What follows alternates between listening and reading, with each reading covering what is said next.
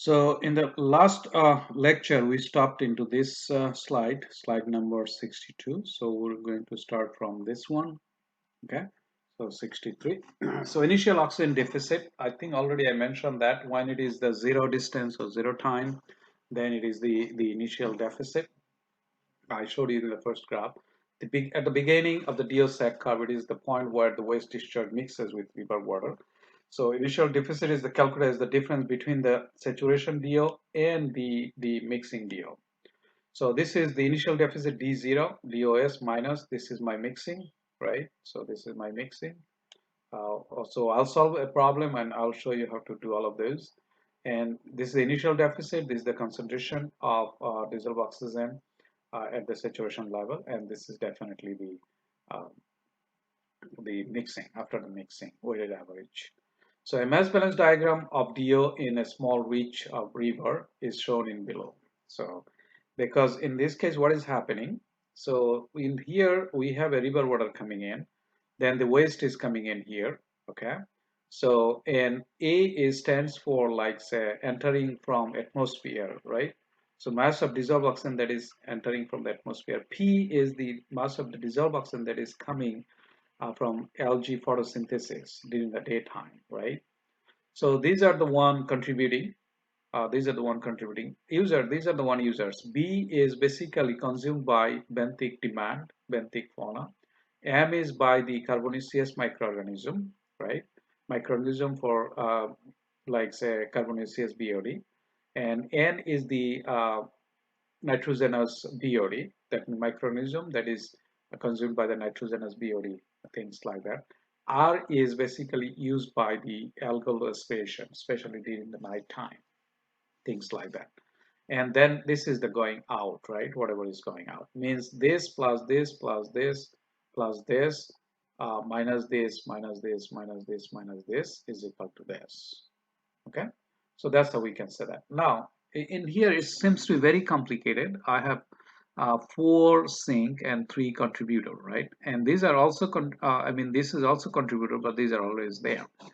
So then we do the assumption a little bit. So this one is consumption by benthic fauna is not that high, and as I mentioned, the nitrogenous is not that high, right? We have seen that.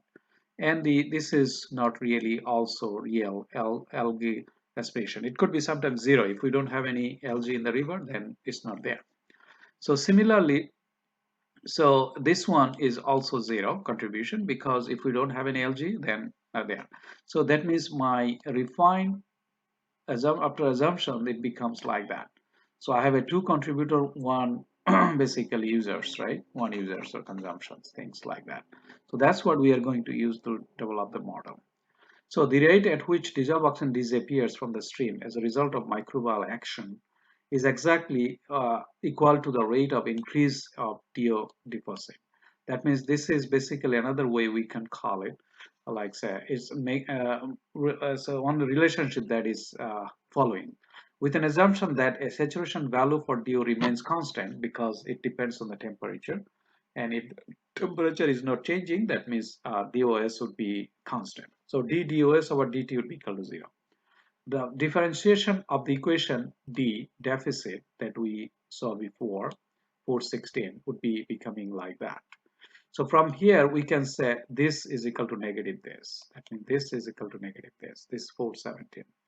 The rate at which DO disappears coincides with the rate at the BOD degrades. So this is another assumption, that the rate at which dissolved oxygen disappears. Dissolved oxygen disappears means, like, say, the increasing the deficit, right? And it is coincident with the rate of BOD is degrading. You remember that the curve that we had over there? So it would be like this. So this one, dissolved oxygen disappearing, and this one coincides. So in this case, we can say dd over dt, we had this one. Other than saying this, we can say that, because it's the rate of change of BOD, right? Rate of change of BOD. So that's one of the assumption we had here. So meaning in this case, d dt is equal to negative d BOD over dt. Also, we can remember that part too. Now we know that the BOD t equal to this, right? So then this is a constant. Why it is constant? Because of L0 for a river or something is a constant. So that's why if I take do the first order, I mean the first derivative, BOD, dBOD dt, this would be 0, then minus dLt over dt. Now from here, BODT equal to negative this. Okay, so from these cases, we know that this leads to see that the rate of change in deficit at the time of the due date would be the first order reaction. First order reaction means this follows the first order reaction, right? And the BOD follows that. And this BOD, if I go back to the first next page, this BOD follows this. Okay, so ultimately we can say this is same as dLt over dt, right? So since dLt over dt follows the first order kinetics, now dd over dt will also follow the first order kinetics. So if we assume the same thing, we can write this way. So we can write that. This is kind of like logically we can put it in there. Okay, because this follows the first order kinetics and this follows this. So finally we can say this follows the first order kinetics. Now why it is K negative? Because K negative means with time it will go down. Okay, that's why K is called a deoxygenation rate constant, the rate at which oxygen will go down, meaning the organic content will go down. Okay, deficit will increase in this case. Deficit will definitely increase, right? Deficit will.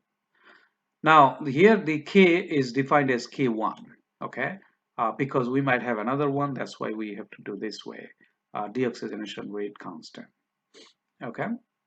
So the next one is the rate of oxygen mass transfer into the solution from the air, A, has shown to be first order reaction proportional to the difference of the saturation value and the actual concentration. That means the rate of change would be equal to K into DOS minus DO. Okay, now DOS minus DO is basically D, right? We know that deficit is equal to saturation minus dissolved oxygen available equal to KD. So in this case, you remember this equation, right? So this equation, if we go back in there, this equation has a relationship with this, dO over dt equal to negative of this, right? Negative of this. So if I have negative of, like say, dt over dt, this is the same as this with the negative sign, then I can say negative d over dt equal to kd. So that's how I come up with kd over kt equal to negative kd. The rate constant k, this k is not a proportional constant, you remember, but this one is a proportional constant, right? Is proportional. But when I calculated a whole, sorry, the negative sign came out to be from something that we did the substitution. The rate K is called the reaeration rate constant and is designated by K2. So K1 and K2 definitely. K2 is helping into the system. K1 is taking the oxygen from the system. That's why reaeration rate constant and deoxygenation rate constant. Now, if I combine two equations, 20 and 22, 420 and 421, we get a one equation. This equation becomes like that. Okay, this is a kind of equation can be solved because this is differential equation. But here, before we do that, since LT is a variable, so let's replace the LT with L0 to the power minus KT. We have done that before. If we do that, use this one into this, then we come up with this equation. Okay, dd over dt K1 L0 to the minus K1T minus K2 D. So this equation can be rearranged this way. Okay, rearrange this way. Now this equation is very much equivalent to this, okay, where p is a function of x, also q is a function of x. So if this is the case, then solving this kind of equation we can solve by integrating factor. Okay, integrating factor for this one is whatever the coefficient of y would be to the power coefficient dx would be the integrating factor. For this one, in this case, my since this is y, d is the y in this case, t is the x, so it would be to the power e to the power k dt, k2 dt, right? So ultimately, if we do the integration, then k to dt would be just k2t, right? K2 is a constant in this case, would be just t. Now multiplying with the integrating factor into this equation. So if I multiply it, I come up with this.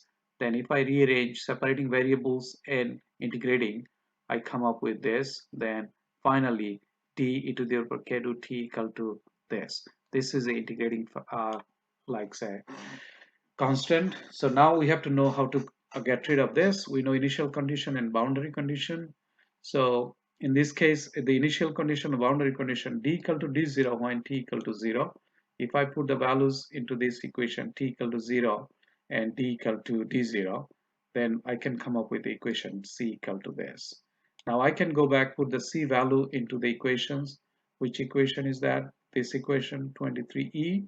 So I get this equation. Okay, now this equation can be rearranged a little bit.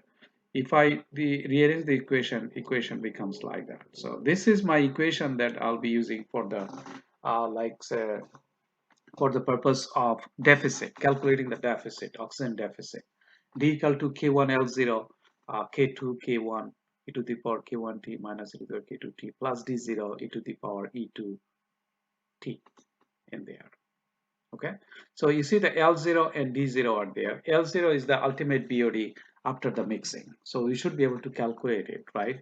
Based on the, if BOD5 is given, we calculate the mixing BOD5, then using the BOD equation and K1 value, we should be able to calculate the value of L0. I'll solve a problem and I'll show you there how to do that. This is the 10 base. As I said, we don't use the 10 base a lot. I like the E base one, but 10 base is given. Again, you remember that K1, capital K, capital K2, over there, small k, K1, small K2. So if K2 equal to K1, then equation 24a becomes this. It's not just putting K1 equal to K2, it has to do some kind of rearrangement and arrangement mathematically to come up with the value. It doesn't mean D would be infinity, deficit would be infinity. It's not the case. But here I'm not going to show the detail, but that's the idea behind it. It's not just just putting K1 equal to K2 and come up with that.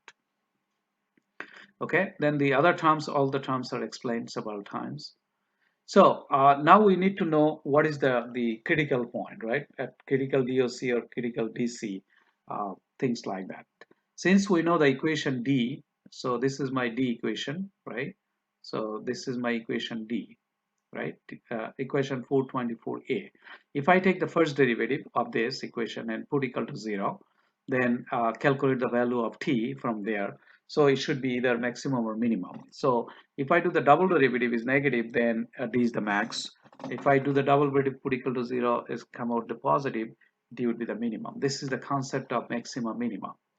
So from this point of view, if I do that and put it in there, they calculate the value of t, then I got a tc, is a critical time, 1 over k2 minus k1 ln of whole thing k2 k1 1 minus d0 k2 k1 k1 l0. So this is the good equation. So all of those equations, some of the equations are given in FE exam handbook. If not, then I'll provide those to you for the purpose of problem solving in the exams.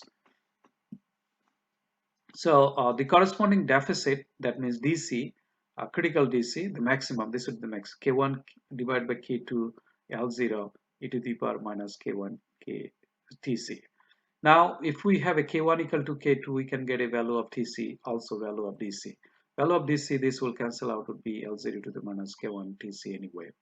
But the other one would be basically if K1 equal to K2, the TC equation becomes very simple.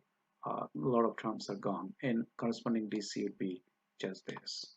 So these are the equations we should be able to use to solve problems and things like that. I'm going to stop it here. Then we'll start from the next 77, right? From slide number 77.